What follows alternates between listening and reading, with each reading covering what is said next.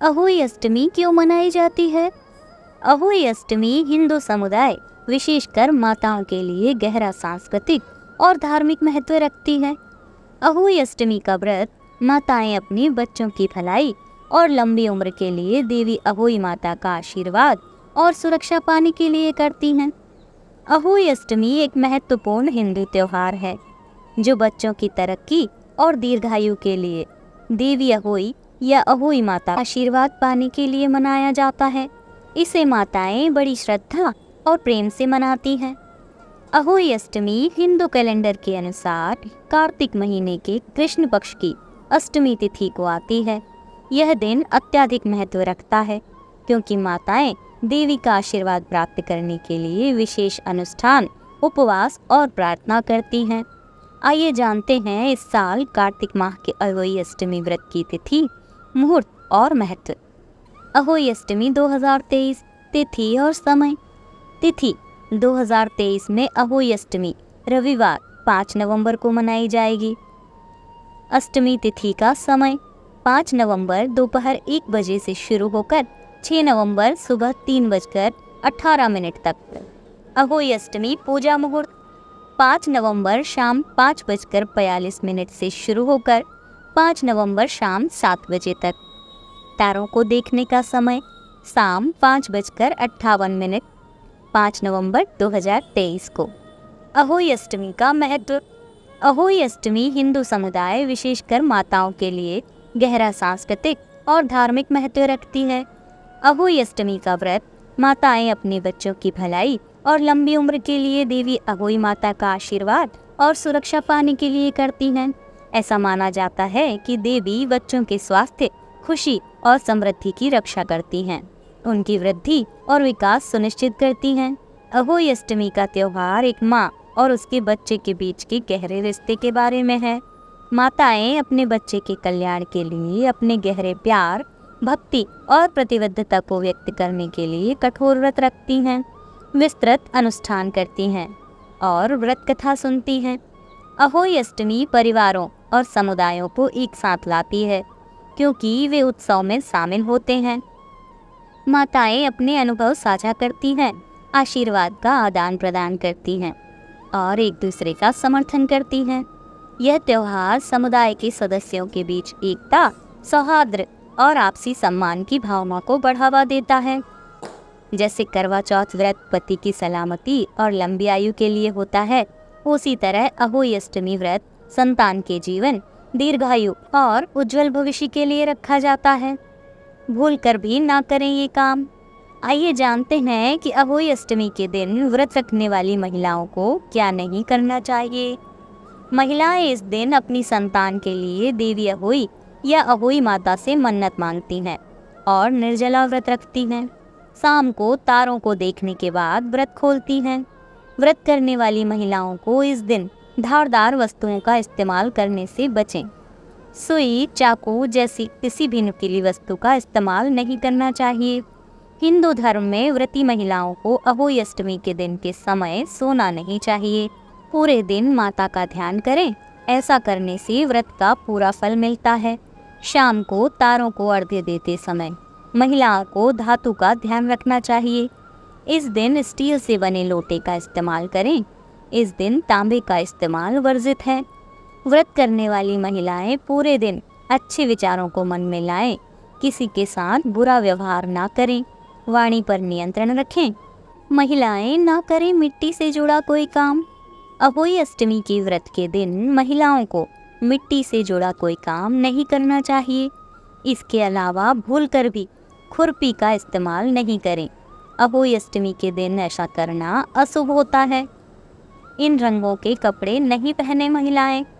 वैसे तो हिंदू धर्म की हर पूजा में सबसे पहले भगवान गणेश की पूजा होती है, लेकिन अहोई अष्टमी की पूजा शुरू करने से पहले गणेश जी की पूजा करने का विशेष महत्व है। अहोई अष्टमी पर अर्घ्य के लिए कांसे के लोटे का इस्तेमाल नहीं करें। इसके अलावा महिलाएं गहरे नीले या काले रंग के कपड़े नहीं पहने। पूजा में सारी सामग्री होनी चाहिए नई। अहोई अष्टमी की पूजा में पूजा की सारी सामग्री नई होनी चाहिए। पहले इस्तेमाल की गई पूजा सामग्री का इस्तेमाल नहीं करें। इसके अलावा फूल, फल और मिठाई ताज़ा होनी चाहिए। खाना बनाने में नहीं इस्तेमाल करें ये चीज़ें।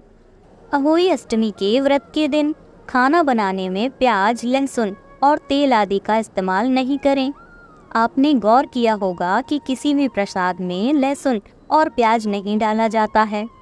कहा जाता है कि लहसुन की उत्पत्ति राक्षस से हुई थी, इसलिए पूजा पाठ के किसी भी काम के लिए इसका इस्तेमाल नहीं किया जाता है। गलती से भी घर में किसी बड़े बुजुर्ग का अनादर ना करें। करवे का इस्तेमाल। अहोई अष्टमी के व्रत में जिस करवे में जल भरकर रखा जाता है वो वही करवा होना चाहिए जिसका उपयोग आपने करवा चौथ पर किया है। पूजा में मुरझाए फूल या इस्तेमाल हो चुके फल, मिठाई का पुनः प्रयोग ना करें। तामसिक भोजन। अहोई अष्टमी के व्रत में खान पान का विशेष ध्यान रखें। व्रत रखने वाली महिलाएं निर्जला उपवास करें और घर के अन्य सदस्यों के लिए प्याज या लहसुन वाला खाना ना बनाएं। हो सके तो इस दिन सात्विक भोजन का ही सेवन करें। मांस आदि का सेवन ना करें। अहोई देवी का व्रत रखने से एक दिन पूर्व तामसिक भोजन जैसे मांस, मदिरा, प्याज, लहसुन आदि का इस्तेमाल कतई ना करें। माना जाता है कि तामसिक भोजन से मन में नेगेटिव विचार आते हैं। ऐसे में व्रत से पहले हमेशा सात्विक यानी सादा भोजन ही करना चाहिए।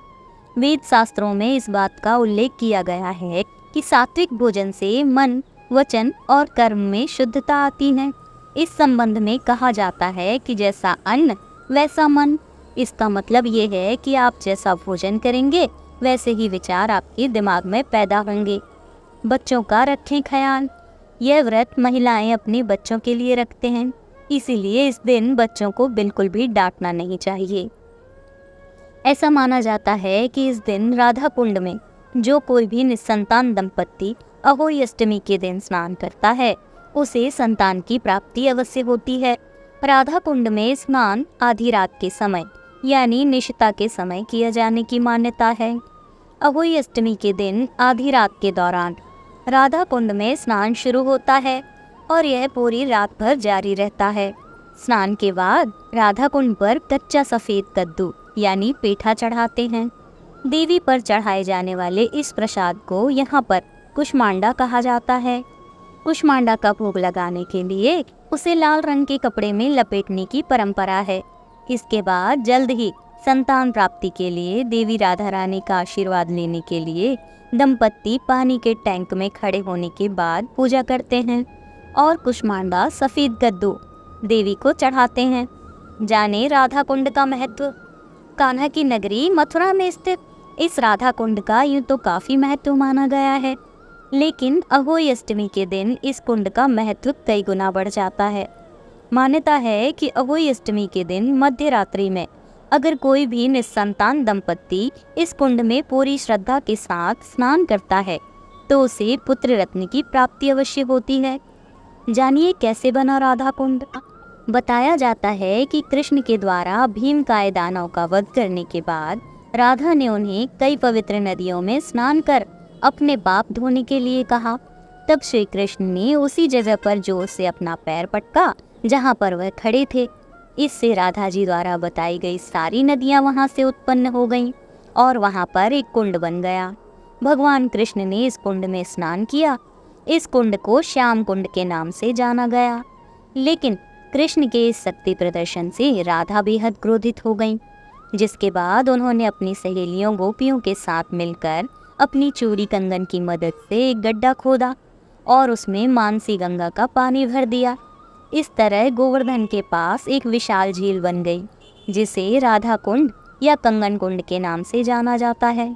राधा जी ने जिस दिन इस कुंड को बनाया वह अहोई अष्टमी का ही दिन था। ऐसे में इस दिन के बारे में यह वरदान भी दिया गया कि इस दिन को जो कोई भी व्यक्ति अपनी पत्नी के साथ राधा कुंड में स्नान करेगा उसे संतान प्राप्ति अवश्य होगी।